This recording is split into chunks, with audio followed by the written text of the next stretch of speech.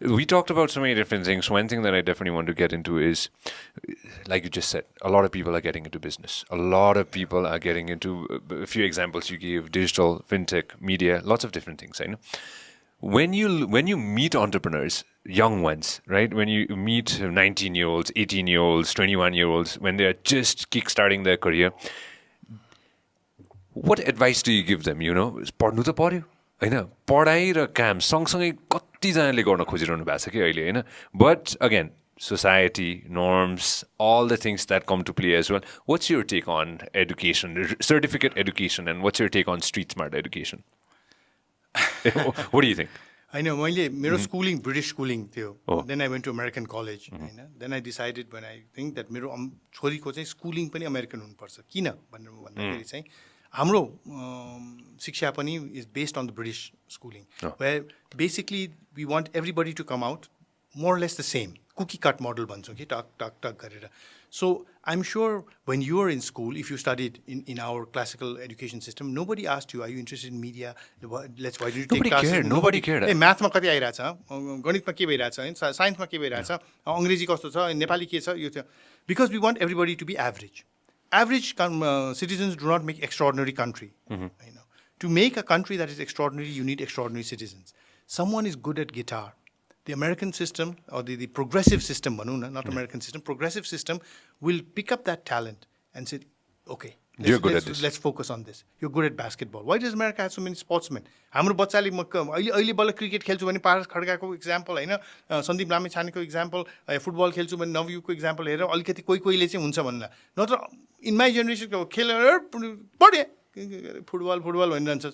Until he would have been an exceptional footballer, but what has he become? He has become a below average banker. He would have become an exceptional musician, but what has he become? He's become a below average doctor.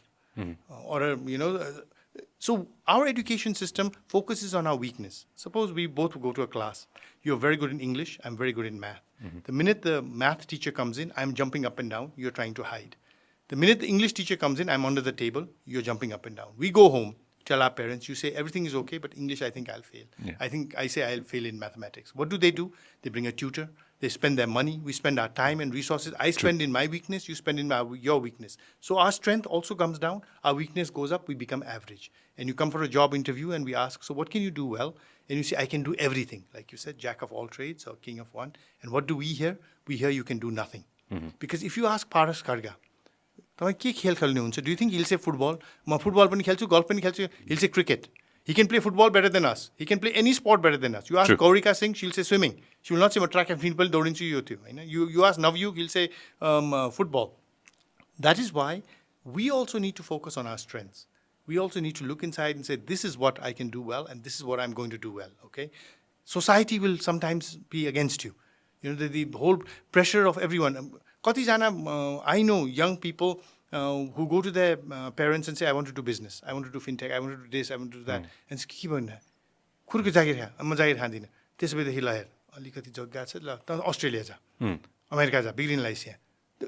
They are willing to send them to another country rather than letting them follow their passion and to do business. I can imagine the state of people who say, I want to be a musician, I want to be an actor, I want to go into media, or I want to go into politics. What a boring country we would be if everybody was like Anil Shah, wearing a suit and tie and was a banker. When you think of Nepal, do you think of banking? No. You think of the beautiful artifacts we have, the beautiful music we have, the amazing culture we have, the religious rituals we have. Nobody thinks of the people who are the richest. Narayan Gopalजीले त्यो धुनहरू गुनगुनाउँदाखेरि नेपालमा प्रधानमन्त्री को थियो, नेपालको सबभन्दा धनी मान्छे को थियो, नेपालको सबभन्दा राम्रो डाक्टर को थियो, कहिले थाहा छैन. तर उहाँलाई त कहिले पनि नेपालीले बिर्सिनेवाला छैन नि.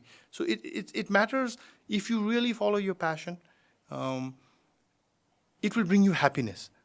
It may not bring you money, because money may not be part of your happiness. True. And when someone else looks at you, हेर खत्तम पारे जिन्दगी, but that जिन्दगी खत्तम पारेको त सन्तुष्टि आफू भित्र छ भनेदेखि पुरा संसारले वाह गरिरहेछ, आफू चाहिँ खोक्रो छ भनेदेखि त्यो के जिन्दगी भयो मेरो विचारमा. आफूसँग पैसा छ भने चाहिँ यो भन्न सजिलो हुन्छ भनेर भन्छन् कि फेरि कतिजनाले हुन्छ नि हैन, when you have money, when you made it हुन्छ नि हैन, ल मैले यति x amount चाहिँ मैले ब्याङ्कमा राखेको छु, ल त्यो सेफ ल्यान्डिङ के एउटा भइसक्यो भन्ने सोचिसकेपछि बल्ल चाहिँ okay now I'm gonna follow my passion भन्नेको पनि त कमी छैन नि अहिले आएर in later life.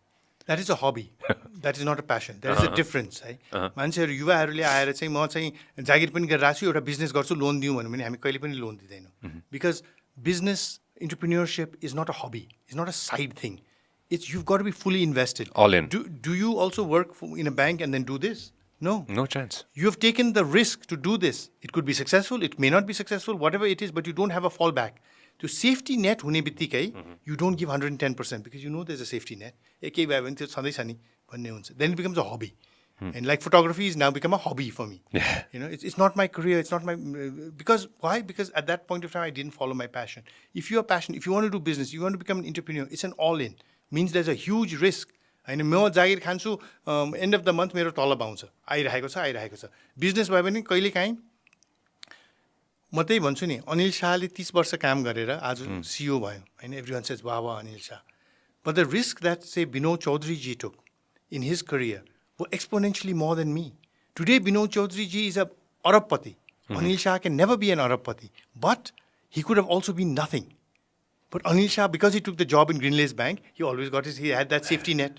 Yeah. So it matters. He had a passion, he had a vision, he had the ability to take that risk.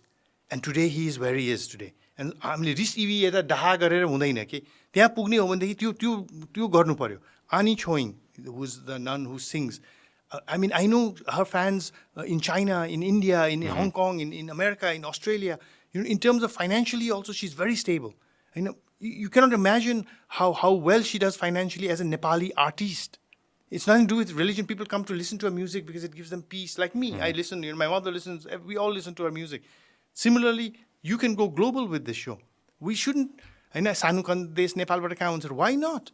You know, you must have viewers and listeners all across now because Nepalis are everywhere. पहिला हामी स्कुलमा हुँदाखेरि भन्थ्यौँ जहाँ गए पनि सरदारजी चाहिँ पाउँछौँ है यसो हेऱ्यो भने जता पनि हुन्छ अब चाहिँ I don't know whether Sardarji चाहिँ गन तर नेपाली चाहिँ जहाँ पनि पाउँछु म जहाँ गए पनि है सिडनी जाउँ ब्रसल्स जाउँ लन्डन जाउँ जापान जहाँ गए पनि नेपाली चाहिँ हुन्छ अब so your audience is global. You know, so we are not a small country. Two myths नेपालको हामी सानो देश हामी गरिब देश हामी सानो पनि छैनौँ गरिब पनि छैनौँ हामी होइन population wise हेर्ने हो भनेदेखि चाहिँ युरोपमा भए would be one of the biggest countries I think. You know, I think we're like the 40th largest country, 44th largest country in the world. You know, garib desh. We are not garib. Look at this in this small this you know this triangle rectangle that we have. We have the Himalayas. We have the Pahad and the valleys. We have the Tarai. We have minerals. We have everything. This like ki nagariko matre ho hamle ke. I say our real estate is like Manhattan. We are between India and China. 1 billion people, largest, fastest growing economies in the world. हामी भन्छौँ हामी त ल्यान्डलक्ड के गर्ने भनेर म भन्छु नेपाली मालदिभ्समा भावे हामी के भन्थ्यौँ थाहा छ के गर्ने वरिपरि पानी नै पानी छ त्यो पनि नुनिलो पानी खानु पनि नहुने भनेर नेपालीले भन्थ्यो आज ल्यान्डलक छौँ we say we are all landlocked. So forget all that. We are neither small, we are neither poor.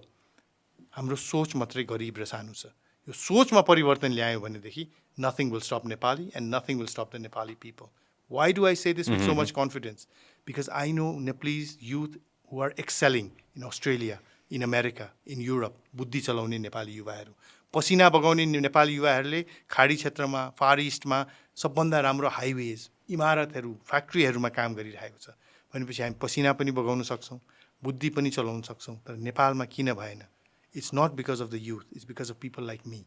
मेरो जेनेरेसनले त्यो नेतृत्व दिनु सकेन त्यो वातावरण बनाउन सकेन neither could we give the leadership or make the ecosystem where our youth, our demographic dividend could be realized in Nepal itself. So what did the youth do?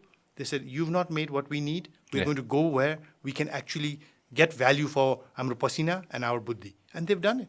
The Nepalese, why do you think the Nepalese are the largest number of students in Australia or America? Why do you think the Nepalese are the preferred workers in Qatar and Saudi and Dubai and Korea and all these places? Not because the love of Nepal, but because they're the hardest workers. They're honest, they're diligent, they're competent, they're hardworking. So Nepal ma kina bhaena ta? नेतृत्वको अभावले गरेर. If there is anything missing in Nepal, it is leadership. And leadership, I don't mean political leadership only. सबैले leadership भन्ने political matters सोच्छ. Private sector को leadership, political leadership, bureaucracy leadership, social leadership, youth leadership. Leadership has to be, it's an ecosystem. Okay? Everybody, you cannot just have one sector leader. You need to have good leaders everywhere. That's why I truly believe the job of people like me now is not to create large followers. is to create large number of leaders in the youth. And with the education, with the exposure that the youth have, which my generation never had, we have leaders that are going to be exceptional. That is why मान्छे सोच्छ नेपालको भविष्यमा के देख्नुहुन्छ म उज्जवल देख्छु मेरो जेनेरेसनले जति बिगार्ने छ बिगारिसक्यो अब नेक्स्ट जेनेरेसनले हामीले बिगारेकोलाई बनाउने त छ त्यहाँभन्दा धेरै माथि लिएर गएर I think the next 20 years Nepal is going to be a completely different place because in the next 20 years the transition is going to happen from my generation to the generation which is going to actually do it. And Sanjay, give me a minute to say why do I say that? भूकम्प गयो भूकम्पमा मेरो घर पनि ढल्यो यहाँ काठमाडौँमा हैन अनि धरहर ढल्यो भनेर हामीले सुन्यौँ ए हेर्नु जानु पर्यो हिँड्दै हामी गयौँ धरहर ढलेको हेर्नलाई फर्केर आयौँ and I asked my wife, did you see how much damage has been done? She said, yeah, so many houses, this, that and all that. I said, yeah, did you see the people who were helping? I said, yeah, army, police नभए त हामी बर्बादै हुने रहेछ. And I said, army, policeसँग अर्को के देख्यो यसो विचार गरेर त? She thought for a while and said, oh, there were a lot of youth running around helping everybody and all. I said, yes. And now, did you see anyone of our age running around helping anybody? She said, no. अहिले COVID भइरहेको छ. You see so many youth running around, giving oxygen concentrators, giving food, setting up ICUs, this, that. Do you see people of my generation doing that? Very few or none. But we see a lot of the youth doing that. किन नेपालपना भन्छ नेपालीपना मेरो पुस्ताको नेपालीपना यहाँ सीमित थियो ढाका टोपी लाउने दाउरा सुरुवाल लाउने परर नेपालीमा बोल्ने the youth को नेपालीपना यहाँबाट आउँछ. That is the difference. उहाँहरूको नेपालीपना आत्माबाट आउँछ. And that is why हिजो भन्दा भोलिको नेपाल धेरै फरक हुनेछ र धेरै राम्रो हुनेछ.